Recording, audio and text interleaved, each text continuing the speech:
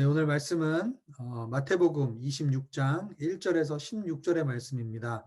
저와 여러분이 한 절씩 교독하시겠습니다. 제가 먼저 1절 읽겠습니다. 예수께서 이 모든 말씀들을 끝마치신 후에 제자들에게 말씀하셨습니다. 너희도 알다시피 이틀만 있으면 6월절이다. 그때 인자는 넘겨져 십자가에 못 박힐 것이다.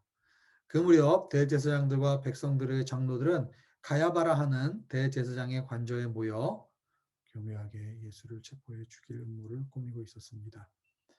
그러나 그들은 백성들이 소동을 일으킬지 모르니 명절 기간에는 하지 맙시다 라고 말했습니다. 예수께서 베다니에 있는 나병 환자 시몬의 집에 계실 때였습니다. 한 여인이 값진 향유가 가득 든 옥합을 들고 와 식탁에 기대어 음식을 잡수시는 예수의 머리에 향유를 부었습니다. 제자들은 이것을 보고 붕괴하며 물었습니다. 왜 향유를 저렇게 낭비하는가? 이 향유를 비싼 값에 팔아 그 돈으로 가난한 사람들을 도울 수 있었을 텐데. 이것을 하신 예수께서 말씀하셨습니다. 왜 이 여인을 괴롭히느냐? 이 여인은 내게 항상 좋은 일을 했다. 가난한 사람들은 항상 너희와 함께 있겠지만 나는 항상 너희 곁에 있는 것이 아니다. 이 여인이 내 몸에 향유를 부은 것은 내 장례를 준비하기 위한 것이다. 내가 진실로 너에게 말한다. 온 세상이 어디서든지 복음이 전파되는 곳마다 이 여인이 한 일도 전해져서 사람들이 이 여인을 기억하게 될 것이다. 그때 12제자 중 하나인 가롯 사람 유다가 대제사장들에게 가서 물었습니다. 예수를 당신들에게 넘겨주면 내게 얼마나 주겠소? 그들은 유다에게 은돈 30을 쳐주었습니다. 함께 읽겠습니다. 그때부터 유다는 예수를 넘겨줄 기회를 엿보았습니다. 아멘.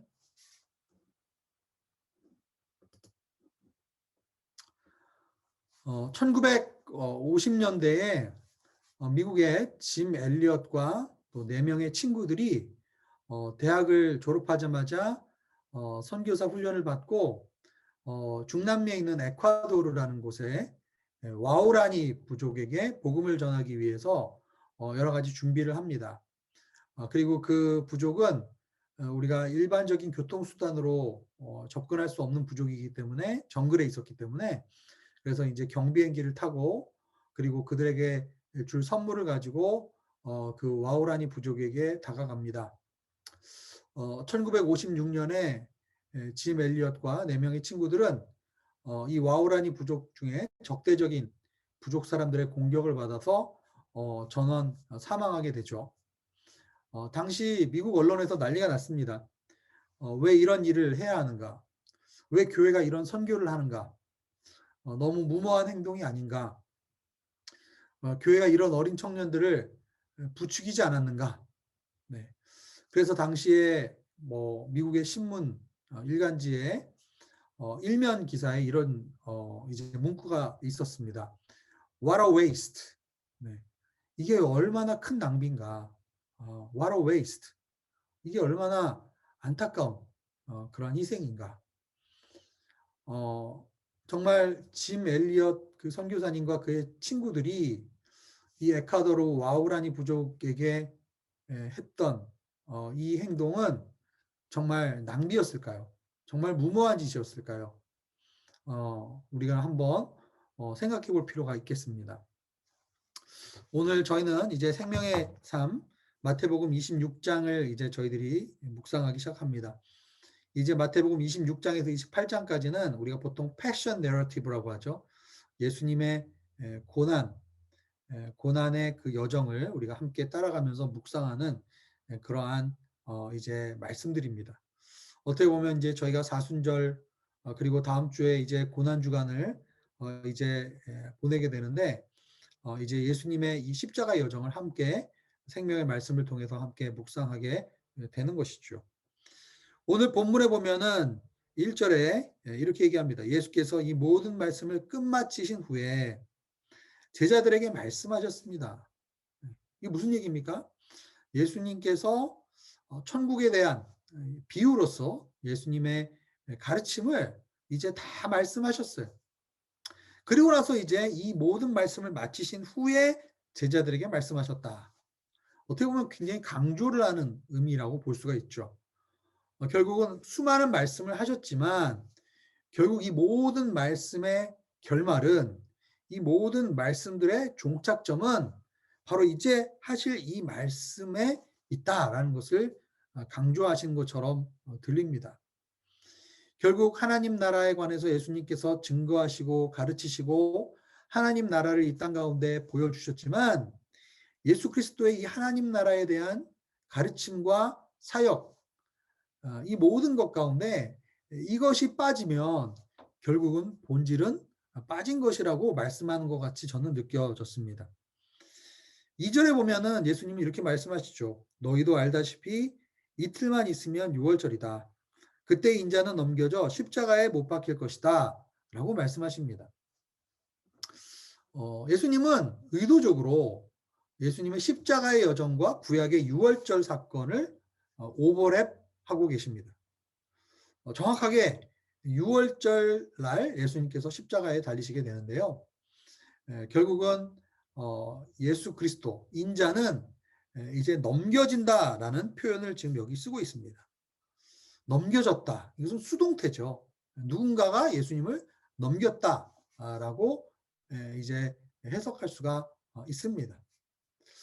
사람들이 보기에는 예수님께서 십자가의 여정을 걸어가신 것, 예수님께서 십자가에 못 박히신 것, 그분이 십자가의 골고다의 언덕에서 고난받으신 것은 모두 사람들이 계획하고 주도하고 사람들에 의해서 이루어진 것처럼 보입니다.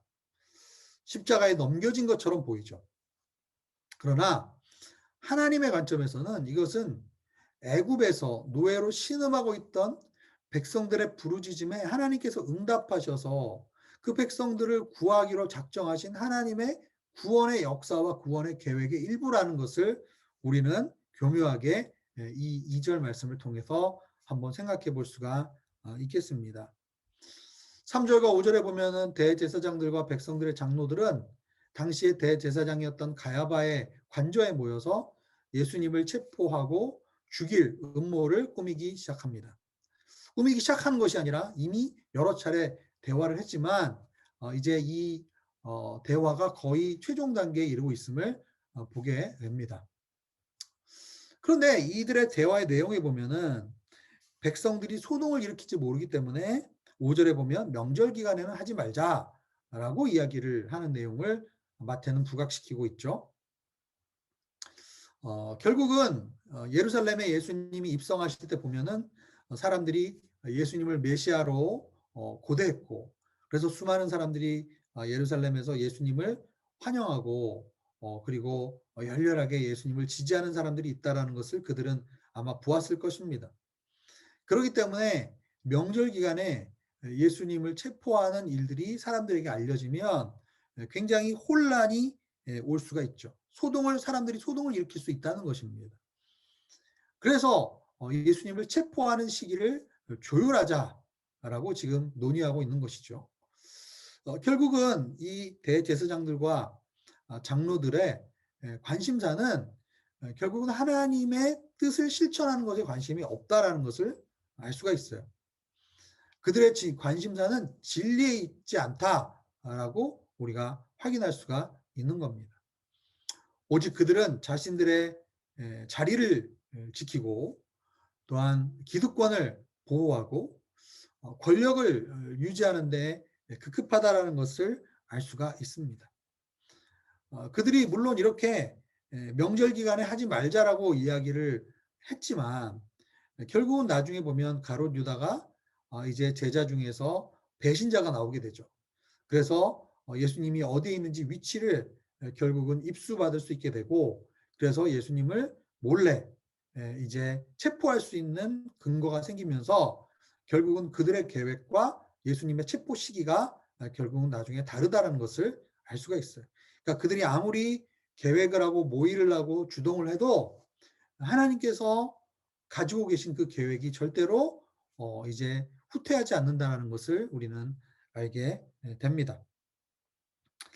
자, 이제 6절 이후에 보면은 이 대제사장들과 장로들의 이러한 모습, 탐욕과 자신의 권력 유지와 자신들의 이 통제력을 상실하지 않기 위한 이들의 모습과는 대조적인 한 사건이 나옵니다. 6절에 보면 베다니에 있는 나병 환자 시몬의 집에 예수님이 계실 때였습니다. 어떤 여인이 향유 옥합을 깨뜨려서 예수 그리스도의 머리에 붓는 사건이 7절에 묘사가 되어 있죠. 다른 복음서들을 우리가 이제 같이 읽어보면 예수님께서 이제 마지막 이 패션 내러티브, 이 고난 주간에 예수님의 동선과 예수님의 시간을 확인해 보면 당시에 예수님께서 십자가에 못 박히시기 한 이틀 전에 베다니 지역에 있었다는 것을 알게 됩니다. 나사로의 이제 나사로의 집에 계셨고, 그리고 다른 복음서에 보면 마리아가 향유를 붓는 사건이 나옵니다. 결국은 나병 환자의 시몬과 나사로의 집안 사람들과 이제 어느 정도 관련이 있다라는 것을 우리가 추측할 수 있습니다. 그러나 정확하게 성경이 나병 환자 시몬이 어떤 사람이었는지 우리가 알 수 없기 때문에 결국은 우리가 정확하게 이것을 다 해석할 수는 없어요. 그러나 마태가 지금 얘기하고자 하는 바는 장소가 중요한 것이 아니고, 그리고 이 행동을 한 사람의 신원 파악이 중요한 것이 아니라 이 여인이 했던 그 행동 자체를 좀 더 부각시키려고 했던 것으로 보입니다. 어쨌든 이 여인은 향유 옥합을 깨뜨립니다. 당시에 이 값비싼 옥합은 다른 복음서에 보면 300데나리온의 가치가 있었다라고 얘기를 하죠. 여러분, 한 데나리온이 노동자 하루 품삯임을 감안한다면 결국은 이 300데나리온은 거의 노동자의 1년 연봉에 해당하는 굉장히 값진 이런 향유라는 것을 알 수가 있습니다. 근데 당시에 이 옥합은 이제 주둥이 쪽이 굉장히 가늘기 때문에 이것을 사용하려면은 이 앞에 입구 부분을 깨뜨려야 됩니다. 그래서 요즘처럼 뭐 이렇게 뭐 병을 닫았다가 다시 봉합했다가 이런 구조가 아니기 때문에 한번 깨뜨리면은 이것을 다 쏟아 붓게 되는 것이죠. 당시에 손님이 집에 방문을 하면은 이렇게 향유를 부어주는 그런 관습이 있었긴 했습니다. 그러나 머리에다가 이렇게 값비싼 향유를 통째로 붓는 것은 굉장히 드문 일이었습니다. 8절에 보면 제자들은 이것을 보고 분개했다라고 합니다. 분개하며 질문을 했습니다. 왜 제자들은 이 여인의 행위를 보면서 분개했을까요? 나중에 14절에서 16절에 보면은 가룟 유다가 예수님을 제사장들에게 팔아 넘기는 장면에 보면은 가룟 유다의 질문이 뭡니까? 예수를 당신들에게 넘겨주면 얼마를 주겠습니까? 라고 질문합니다. 결국은 가룟 유다의 마음속에는 물질을 향한 탐욕이 있었다는 것을 우리는 알 수가 있어요. 우리는 가룟 유다가 예수님 일행의 재정을 관리하는 돈 맡은 자라는 것을 우리는 알고 있습니다. 그러나 그는 그 재정을 성실하고 정직하게 관리하지 않았습니다. 자신의 뒷돈을 위해서 뒷돈을 챙기고 있었다는 것을 알고 있어요. 결국은 제자들은 사실은 왜 이 여인이 이러한 행동을 하려고 했는지 영적으로 그 이유를 알지 못했습니다. 왜냐하면 돈에 대해서 그 돈 때문에, 돈이 아까워서, 돈에 대한 욕심 때문에 눈이 가려져 있었다는 거예요. 가난한 자들을 도울 수 있었을 텐데 라는 그 말은 어떻게 보면 허울 좋을 핑계일 뿐입니다. 사실은 제자들은 여인이 하고 있는 이 행동 뒤에 숨은 이유가 무엇인지, 그리고 이 여인이 하는 이 행동 가운데 얼마나 이 여인이 예수님을 사랑하고 예수님을 섬기고자 했고 자신의 이 값비싼 것을 쏟아부어서 희생하려고 하는 그 여인의 마음을 전혀 헤아리지 못하고 있었다는 것이죠. 예전에 오늘의 하용주 목사님께서 CGN TV를 시작하려고 할 때 이 CGN TV가 위성 방송이지 않습니까? 전 세계에 거의 모든 곳에 이 CGN TV가 위성으로 커버가 됩니다. 오지에 있는 선교사님들에게까지도 이 CGN TV가 이제 그 방영이 될 수 있는 그런 시스템을 이제 구축하시려고 했어요. 당시에 위성을 몇 개를 렌트를 해서 이 위성을 쏘려고 하면은 수십억의 재정이 1년에 소요가 되었습니다. 당시 하 목사님 주변에 계셨던 분들이 물었다고 해요. 이렇게 비싼 일을 꼭 해야 되는가? 이렇게 이러한 일을 그냥 하려면은 차라리 다른 일을 하는 것이 낫지 않겠는가? 네. 한마디로 얘기하면 낭비 아닌가? 라고 하셨다고 합니다. 그때 하 목사님의 대답이 굉장히 간단했다고 해요. 네. 선교사님들이 기뻐하시기 때문입니다. 라고 이야기를 했다고 합니다. 그만큼 하 목사님의 마음속에는 선교사님들을 향한 영혼 구원을 향한 정말 어떤 것을 희생해서라도 한 영혼을 구하고 싶다라는 그 마음이 그 안에 있었다는 것을 우리는 알 수가 있습니다. 예수님께서는 제자들이 이렇게 붕괴하며 질문했을 때 뭐라고 얘기하셨습니까? 10절에 보면은 왜 이 여인을 괴롭히느냐? 이 여인은 내게 좋은 일을 했다라고 말씀하셨어요. 영어 성경에 보면은 She has done a beautiful thing to me. Beautiful thing to me. 아름다운 것을 했다. 이 여인은 정말 아름다운 일을 나에게 행했다라고 이야기하고 있습니다. 여러분, 예수님이 보시기에 아름다운 행동은 어떤 행동일까요? 예수님을 향한 사랑의 마음에서 희생적으로 부어지는 헌신과 섬김의 행동을 주님은 아름답게 보신다라고 저는 믿습니다.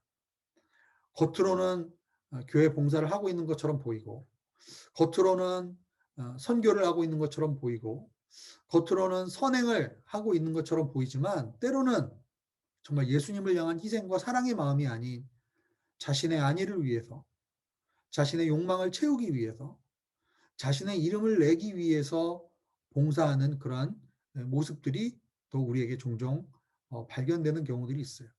그러나 예수님이 보시기에 이 여인의 희생과 헌신과 섬김은 정말 아름다운 그러한 모습이었다는 것을 알 수가 있습니다.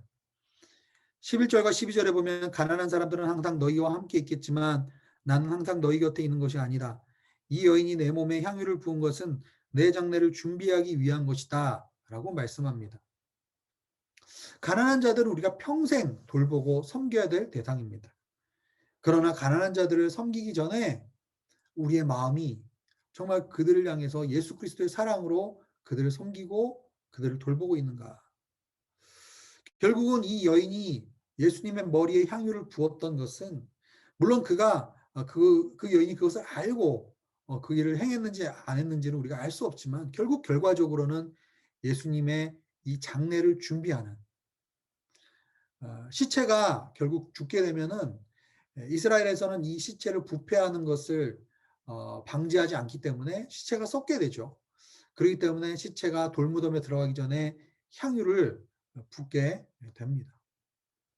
나중에 아리마대 사람 요셉과 니고데모가 예수님이 십자가에서 죽으신 이후에 향유를 붓고 그리고 예수님의 시신을 이제 돌무덤에 안치하는 얘기가 나옵니다. 결국은 이 여인의 행동은 예수님의 장례를 미리 예비하게 되는 아름다운 향기나는 그러한 제사의 행위가 된 것으로 이제 해석을 하고 계십니다. 결국은 이 여인의 귀한 헌신과 희생은 복음이 전해지는 어디에서나 앞으로 기념될 것이라고 말씀하십니다. 왜냐하면 주님을 향한 이러한 순수한 희생과 사랑의 마음으로 쏟아부어진 이 사랑의 행동은 전염성이 있습니다. 분명히 이 다른 사람들에게 영향이 흘러가게 돼 있어요. 그렇기 때문에 이러한 희생과 사랑은 절대로 낭비가 아닙니다. 결국은 이러한 희생적 사랑은 결국 수많은 사람들에게 사랑의 동일한 희생과 사랑의 전염이 나타나게 되고 결국은 그 사랑을 통해서 많은 사람들이 구원하게 되는 그 십자가의 정신을 그대로 반영하고 있는 것이죠. 제가 처음에 모두의 짐 엘리엇과 친구들의 희생의 이야기를 했습니다. 과연 그러면 그들이 죽은 이후에 1956년에 죽은 이후에 어떤 일들이 있었을까요? 당시에 수많은 미국의 청년들이 이 짐 엘리엇의 순교의 사건을 들으면서 많은 청년들이 선교사로 헌신했던 그런 일들이 있었다고 합니다. 놀라운 사실은 짐 엘리엇의 아내인 엘리자베스 엘리엇이 당시에 생후 몇 살밖에 되지 않은 딸을 데리고 2년 뒤에 그 부족 가운데 다시 가게 됩니다. 당시 그 부족은 남자는 죽일 수 있지만 여성들은 죽일 수 없는 풍습이 있었다고 해요. 그래서 이제 그의 아내들은 결국은 순교를 이제 희생을 당하지 않고 그 부족 가운데 가서 복음을 전할 수 있게 됩니다. 나중에 알게 된 것은 그 부족은 고작 50여 명에 불과한 아주 규모가 적은 부족이었다는 것을 나중에 가족들이 알게 됩니다. 그리고 그들은 나중에 결국은 복음을 받아들이게 되고, 그리고 나중에 짐 엘리엇의 자녀들이 그 교회를 헌당하는 예배에 같이 참여하게 되는데, 그 예배를 인도하게 되는 그 교회 리더십들은 당시에 짐 엘리엇 선교사를 현장에서 이제 창을 들고 죽였던 그 사람들이 결국은 그 교회 리더들이 되었다라고 합니다. 오늘 우리가 주신 말씀을 생각하면서 함께 우리가 기도하며 나아가도록 하겠습니다. 세상이 아무리 계획을 세우고 나쁜 일들을 모의할지라도 주님의 구원의 계획이 온전히 이루어짐을 신뢰하며 오늘 하루도 주님을 찬양하며 주님을 신뢰하며 하루를 시작할 수 있도록 우리 함께 기도했으면 좋겠습니다. 나의 섬김과 선행 가운데 예수님을 향한 진정한 사랑의 마음이 있는지 돌아보게 하여 주시옵소서. 나의 시간, 에너지, 재능, 열정을 주님을 위해서 쏟아부을 수 있는 사랑의 마음을 내 마음 가운데 부어 주시옵소서. 이 시간에 우리가 함께 한 목소리로 기도하며 나가겠습니다. 함께 기도합니다.